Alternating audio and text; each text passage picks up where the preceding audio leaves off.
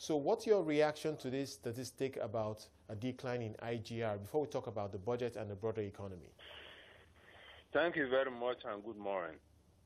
Now, the drop did not come as a surprise because Lagos is the commercial nerve center of the country, and it is from what is happening in Lagos that actually reflects what is happening in the broader economy. Now, given the kind of environment that we are in, particularly the uncertainty around the elections, given the issues around oil price, given the issues of the general level of investors' confidence, generally, at least in the last 6 months, it's not surprising that you have this kind of drop in IGR. It's a reflection of the kind of slowing down in the tempo of economic activity. But does it give you concern for the future that Lagos State may become even more aggressive in generating internally generated revenue and perhaps increase taxes? Because that could be providing a lot more damage, if you like, to the private sector, that it continues to struggle in the light of the slow growth of Nigeria's economy. No, I mean, the Lagos State government, I'm sure, also has to be realistic. You can't give what you don't have. I mean, the private sector or the taxpayers can only pay to the extent that they have the capacity to pay. They can only pay to the extent that their businesses are prosperous.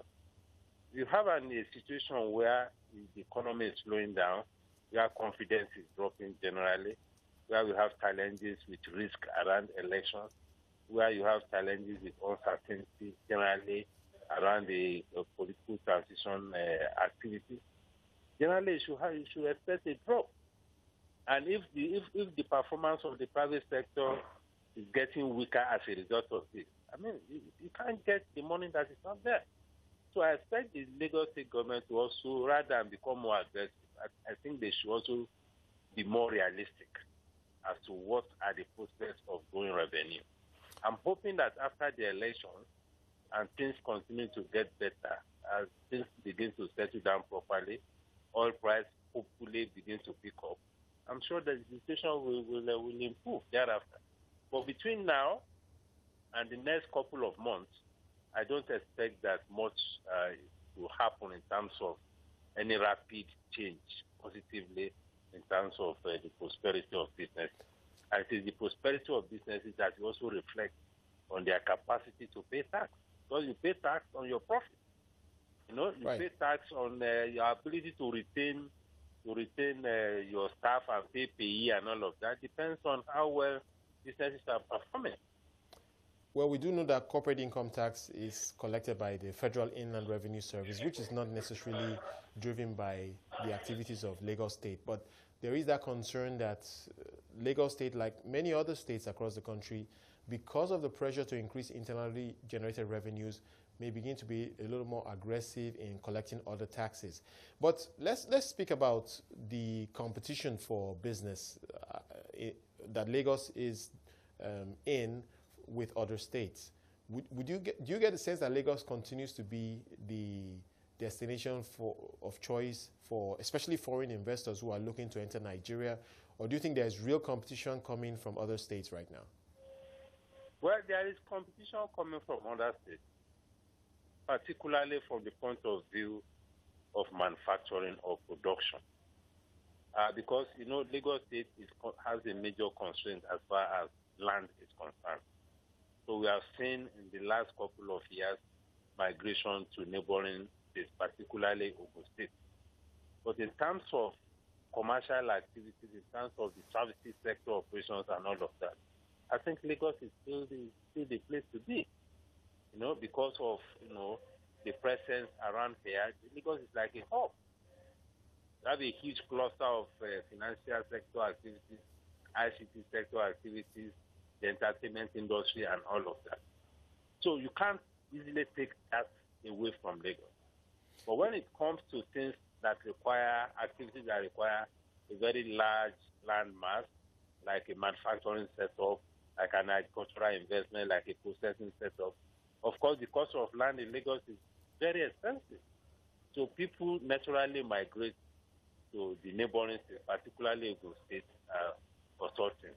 But in terms of the core investment activity, because don't forget, this economy has the GDP that the service sector contributes is over 50%. The economy is about 50% services. And a lot of these service sector operations are concentrated in Lagos. So I don't see much happening in terms of other states attracting more investment. If you talk of FDI, foreign direct investment, that we have to go into production and things like that, yes, I will say that because of the constraint of land, some of those investments will go into others. But given the role of the service sector in this economy today, I think Lagos is still the place to be. But as we try to consider the budget that will be presented today, in your view, what is the biggest challenge for this government? We know that there is huge migration to Lagos. It is a mega city in Nigeria. Do you get the sense that infrastructure is perhaps the biggest challenge for this government to deal with, given the pressure that is brought on it from the urban migration and, of course, business commercial activity in the state? Absolutely. Because Lagos population is now estimated to be getting close to about 24 million. And given that this is the state with the smallest landmass and having the biggest population, you can imagine the pressure on infrastructure, the pressure on the roads, the pressure on healthcare, the pressure on education, the pressure on the environment, waste management, and even security. So the pressure is increasing. And if you look at the budget in per capita terms, Lagos is not probably as rich as many people think. Because by the time you divide the budget by the population, this is a very small number.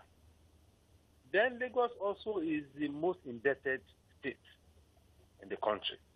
So there's also the burden of having to service a whole lot of debt.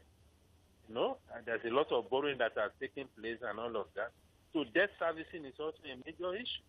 And there's a limit to which the state government can also drive investors as far as internally generated revenue is concerned. Recall what happened during the land charge crisis last year, when there was massive revolt or protest against the decision of the state government to increase the property tax. So these challenges are there. The increasing pressure on the states in terms of facilities is creating a lot of challenge. I mean, look at the traffic. Yes. Lagos has practically reached its limit in terms of expanding the traffic network as far as the road infrastructure is concerned. Right. So what needs to be done now is to look at other modes of transportation and so on and so forth. And all these things put a lot of pressure on resources. Right. We really have to end it there. Thank you so much for sharing your perspective this morning.